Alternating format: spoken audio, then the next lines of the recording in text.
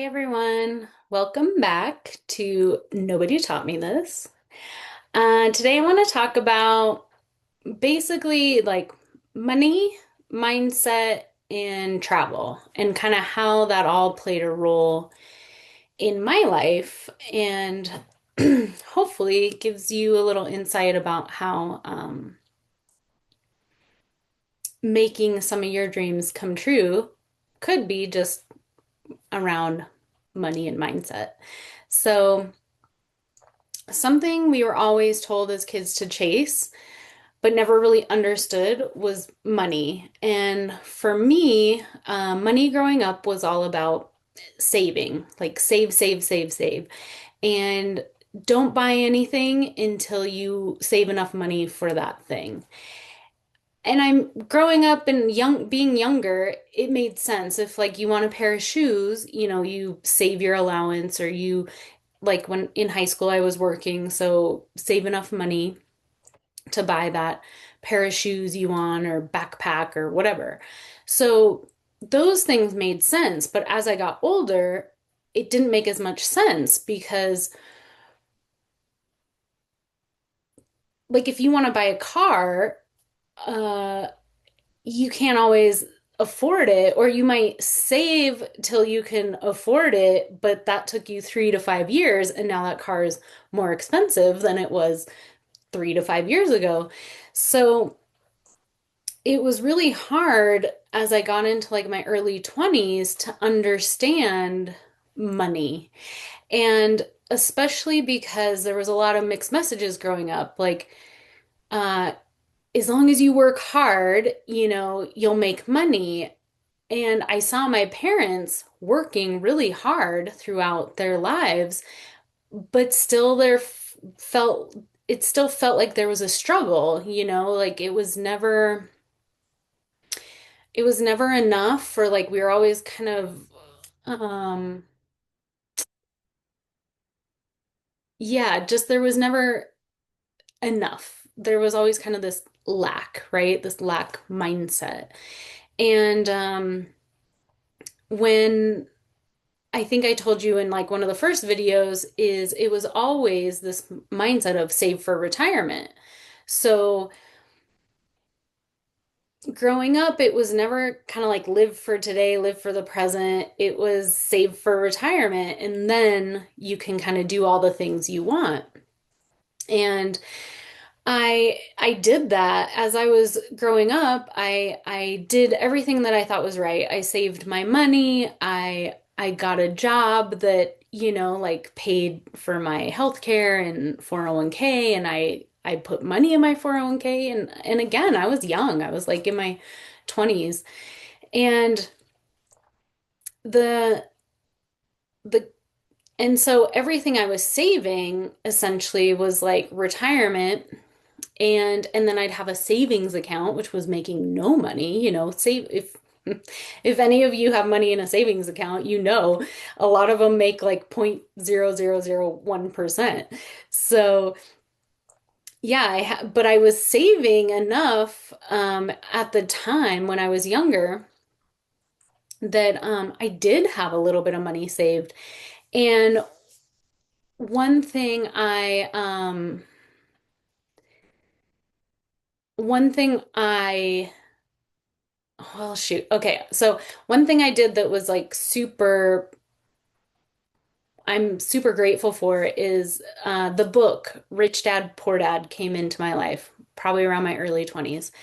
And I remember um, it totally changing the way I kind of looked at money and thought about money, especially in the sense that it was less about saving, saving, saving till retirement, and more about like building wealth, having your money work for you, and just different mindsets around it. So one lesson I learned, I read half the book. I didn't read the whole book, which was probably mistake number one. But at the time I was making enough money, especially because my rent wasn't very expensive, and I remember thinking, I need to buy a house. I don't want to pay rent my whole life. I don't want to keep not investing, but like putting my money into rent because it wasn't making money for me.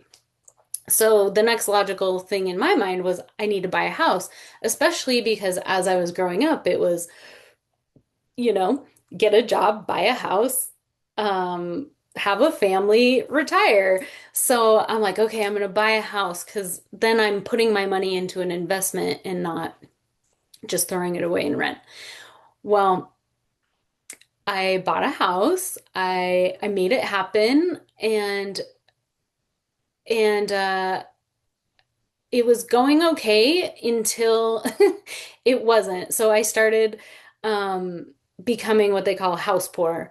I was paying for my house every month and I obviously paid for my food and things like that. I had enough, but I had nothing beyond that. Like I was uh no, I had no savings essentially after that. So at the end of every month I like was at zero and every month I started over again. So I so in my brain, I kind of reverted back into that lack mindset and like, oh shit, now I'm struggling. Now I don't have enough money. Um, what do I do? And so in my brain, I equate like, oh, if I work harder, if I get another job, then I can maybe start to get ahead or get a better job. So like at the time I started to go back to school again to like get a better degree and hopefully a better job and so I kind of reverted back into this like struggle mindset and the harder I work or the better job I get, the more money I'll make. So, um, I ended up, so then I ended up, getting to a point where I, I was like, I really want to rent my house out, but, but everyone I knew was telling me to sell it. And inside, I knew, like, I was like, no, I can rent it and I'll be like rich dad in this book and I can use it as like, the rent will pay my mortgage and it'll just help me out until I get to my next level or whatever. And instead, I got scared. I listened to all the people who were telling me that no, I listened to everyone else that was in scarcity mindset as well. Like, no, you got to sell because if you can't make a mortgage payment, then you're gonna have to foreclose. And then it was like, the doomsday scenario, worst case scenario. And uh, looking back, what I should have done is talk to people at a proper property management company and talk to people in real estate who were renting homes or who had rentals, because I did talk to my realtor at the time, and of course, they told me to sell because thinking about it now, yeah, they were going to make money off the sale because I don't think, gosh, I can't even remember. I don't think that person I can't remember, but I don't think they had rentals, I don't think they were um, in that sort of business of real estate. They were just in the buy sell of real estate. So of course they're telling me to sell because they're going to make commission. And so I basically took advice from all the wrong people. If I really wanted to rent it, I should have talked to property management. Should have talked to realtors who were had their own rentals and things like that. Talk to people who knew more than me and not talk to the people who knew less than than anyone. I was talking to people who had bad experiences renting their house or whatever. So essentially I got bad advice and I sold. I sold in 2008, which if any of you remember that, it was like when the market was crashing. Thankfully, in Montana, um, our housing market didn't crash like other areas. So I still like came out, I think I like literally broke even. Like I didn't lose money, thankfully, but I also didn't make any money. So that was like the biggest mistake of my life was taking advice from people I shouldn't have been getting advice from. So that was a huge lesson.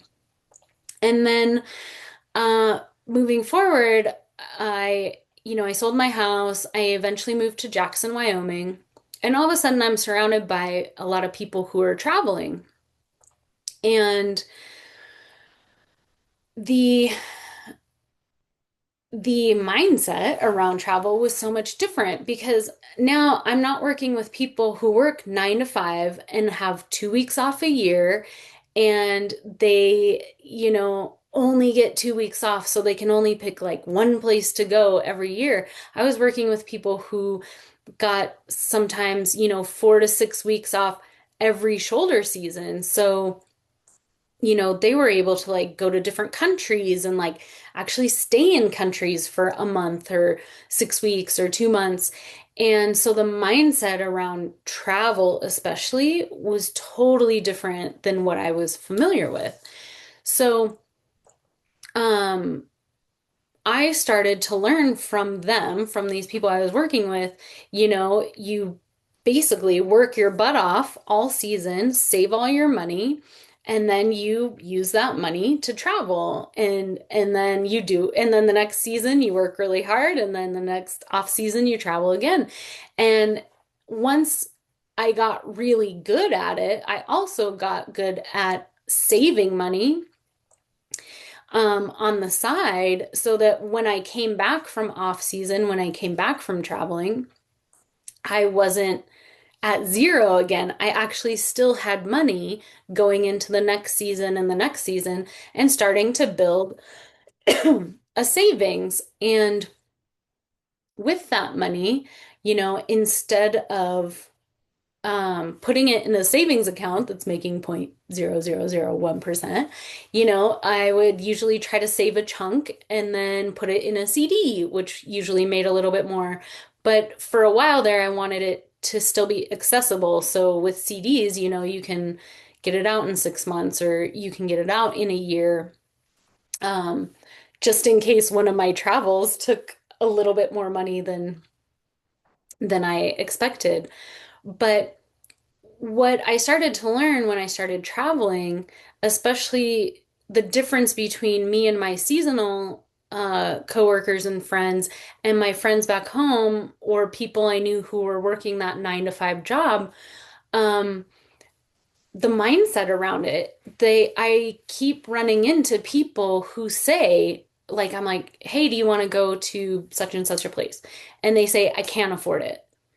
And that's a statement. You're stating you can't afford it. That means you believe you cannot afford it.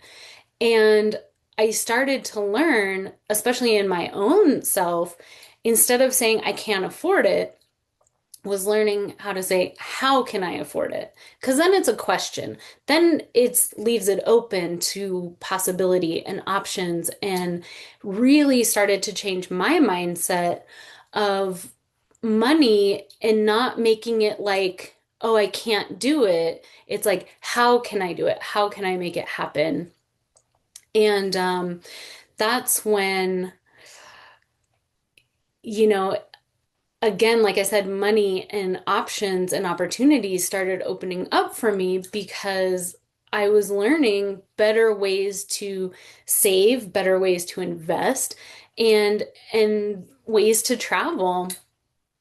And then along the way, as I started traveling more and more, I learned travel hacks. So for example, half the time, the plane ticket to the place is the most expensive part of the trip. Once you're there, half the time the food's less expensive, the transportation, like taking a bus somewhere. There were times I took a bus from like one city to another city, and yeah, it made it take in 5 hours or 10 hours, but it was like $5, $10, like suddenly I could get between two totally different places for, this much money. And uh even later in my travel, I learned like sometimes renting an apartment in the place was like half the cost of getting a hotel room. Or like instead of getting a hotel room for a week, I could spend a little bit less money and get an apartment for a month. And so I started to learn these little travel hacks and really, my dollar in a lot of places can go so much farther um, because frankly, the US is an expensive place to live. So our food prices are higher, our transportation prices are higher. And and once I kind of learned that, I could spend a month in another country for way less than staying a month in the US, I started to really realize that like travel isn't or can be almost less expensive than like staying in the US and traveling around to different places in the US.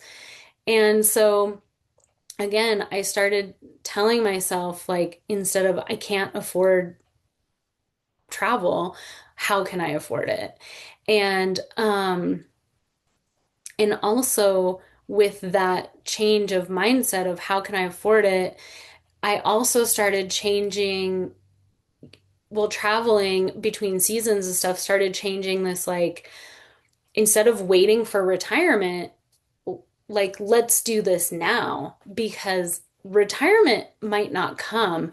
And I actually had a very wise woman say to me once, I was working for an urgent care and they announced like to everyone, to all the staff, like um that if you put like 1% more into your retirement account, they would match 1% more. So they were kind of raising like their match. And it was like, that's a big deal. When your company matches, it's free money essentially. So I was talking to one of the doctors and I was like, oh my God, are you going to start putting more money into your retirement because they're matching more and blah, blah, blah. And she was like, no. I'm going to take that $100 or whatever and I'm going to travel. And again, this was kind of before I started traveling more. I had done one or two trips, maybe just one. Yeah, maybe just one big trip outside my study abroads. So I had done Bali. That's what it was. I had gone to Bali, done that, like my big trip to Asia, and again learned that like things were much more inexpensive there than they were here. And then I had come back to the US and I was working seasonally again, and I happened to be working in this urgent care. And that statement, like, no, I'm not going to put that extra $10 or $100 a month into retirement. I'm gonna go travel on that. And I was like, well, what do you mean? And she goes, well, I might not make it to retirement. So why would I put that money in retirement when I could use it to travel with or use it for this or use it for that? And it literally blew my mind. I was like, right. It's not guaranteed. It's not guaranteed any of us will make it to retirement. So why would I keep pumping more money into my retirement that I might not even get to? And that conversation changed my life. And so again, instead of saving, saving, saving until this someday, I was like, okay, I'm still gonna save for retirement, but I'm not gonna put all my eggs in that basket. I'm gonna still have some for travel, I'm gonna have some for retirement, and I'm gonna have some for like building wealth so that I can maybe one day travel and not have to have a job to come home to like pay for the next travel. So I'm learning all these lessons along the way and really the biggest one, especially around the travel hacks I learned and meeting other people in different countries and meeting like families who are traveling with three kids. I remember asking one family once, I was like, I got to know this family and they had like three small kids. And I was like, hey, like, do you mind me asking, like, how do you afford travel with your kids, you know? And first of all, they were from a different country. So wherever they were from, I can't remember if it was like Sweden or maybe Netherlands. They get what's called a sabbatical. So they could take like 6 months off from their job and go on sabbatical, and they're still getting paid by their job, and they still have health insurance and they still have all these things, but their country isn't this 9 to 5 crunch with 2 weeks off a year until you die. Like, I'm sorry, until you retire. They actually like promoted taking these sabbaticals, taking a break, like enjoying your life, et cetera, et cetera. So that totally changed a lot of my perspective around work and things like that. But also just this family, you know, they could afford it because their companies were still paying them even though they were on sabbatical. But they also said, this also caught my eye, is she's like, well, also whenever there's like birthdays or holidays, we don't do presents, we don't do gifts, we do experiences. And I was like, what do you mean by that? And she goes, well, for example, like one year we didn't do any gifts for the all three kids' birthdays, and we didn't do any gifts for all three of the kids for holidays, but every birthday and holiday we said, hey, so we're saving because next December we're all gonna go to, and gosh, I can't remember where they said they were going, you know, but they were like, we're all gonna go on this trip to blah, blah, blah, and we're gonna see this and we're gonna see this. So they like, for a full year, just kept telling their kids about this amazing experience they were all gonna have in this other country. And, you know, the kids were stoked. The kids weren't upset they weren't getting a PS3 for Christmas. They were excited they were gonna go see this, you know, Legoland in I'm just making something up, but you know, I heard another family say what was their trip was for their daughter, and they were gonna go visit all the places where like all the fairy tale princesses were from. So like there's actually places around Europe, I want to say, where they've based the fairy tale princesses um, setting in, and you can go visit these places. And so instead of gifts, they did a trip that year for their daughter and visited all these like Disney places that were all those cartoons were based on these certain places around Europe. So I thought that was amazing. And just really like meeting different peoples from different walks of life and different cultures and different places who were traveling, and like how they did it, how they traveled. And again, the biggest lesson is, you know, why wait for retirement to do something when retirement is not guaranteed? And so that was a huge, huge lesson about, instead of how can I afford travel, like how can I not afford travel? Like that, travel is a big deal to me. So instead of making it a statement, I'm going to make it a question. And especially for, you know, my friends and my family, um, hearing I can't afford it, whether it's travel or whether it's, you know, a new swimsuit or just anything, when someone says I can't afford it, it breaks my heart, because I feel like, and I tell them, I'm like, but how could you afford it? Like, maybe if you didn't buy a latte every day, you could maybe afford that bikini or whatever. You know, like I always try to reframe that one statement, because I feel like it just cuts everything off, you know, from the possibilities and opportunities that could be awaiting them. And so moving forward, I really just wanted to use these stories and these examples of how my mindset changed over the years from working different jobs, from traveling, and from meeting other people who are traveling, and just finding out that like living in scarcity and fear is never gonna create an abundance of wealth in my life, or it's not going to create more travel. It's not going to create opportunities. And so I really had to change that mindset into like curiosity and abundance and how can I make this happen as opposed to like I can't make it happen. And again, going back to the story about my house is learning from people who are doing it, like learning from people who are doing it and are successful doing it. So if I want to travel more, if I want to make something happen, finding the people who did it, made it happen, and were successful in doing that.